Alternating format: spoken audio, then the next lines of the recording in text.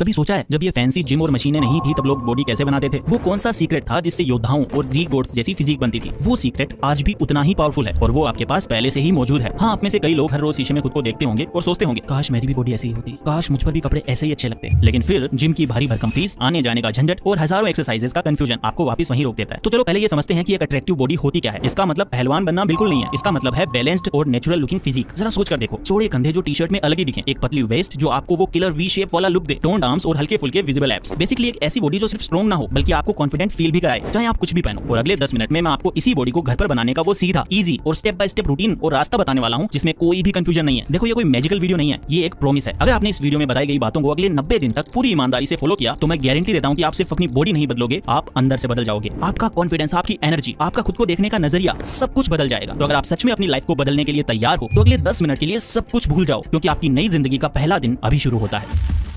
अब आपके दिमाग में सबसे पहला सवाल आ रहा होगा, ठीक है बातें तो अच्छी है लेकिन बिना जिम के भारी भरकम वजन उठाए मसल बनेगी कैसे? Good question. और यहाँ पर फिटनेस इंडस्ट्री का सबसे बड़ा मिथ छिपा है। मिथ ये है कि मसल बनाने के लिए आपको जिम जाना ही पड़ता है, लेकिन सच तो ये है कि आपकी मसल को ये नहीं पता कि आप जिम में हो या अपने कमरे में हो। वो सिर्फ एक चीज ही समझती है और वो है चैलेंज। इसे कहानी की तरह समझो। मान लो आज आपने एक पानी की बाल्टी को 10 बार उठाया। पहली बार में आपको जोर लगा, लेकिन अगर आप रोज उस बाल्टी को 10 बार उठाते रहोगे तो 15 दिन बाद क्या होगा? वो आपको एकदम हल्की लगने लगेगी। तो क्या अब आपकी बॉडी और मजबूत बनेगी? नहीं। क्यों? क्योंकि आपकी बॉडी उस चैलेंज की आदी हो चुकी है। अब असली ग्रोथ के लिए आपको क्या करना होगा? सिंपल, आपको उस बाल्टी में थोड़ा और पानी डालना होगा, उसे पहले से ज्यादा भारी बनाना होगा ताकि आपकी मसल को फिर से एक नया चैलेंज मिले। दोस्तों, इसी सिंपल साइंस को कहते हैं प्रोग्रेसिव ओवरलोड। यानी अपनी मसल्स को ग्रो करने के लिए उन पर धीरे धीरे स्टेप बाय स्टेप चैलेंज को बढ़ाते रहना। जिम में लोग प्लेट्स बढ़ाकर ये चैलेंज बढ़ाते हैं और हम घर पर एक्सरसाइजेस को और ज्यादा मुश्किल बनाकर ये चैलेंज बढ़ाएंगे।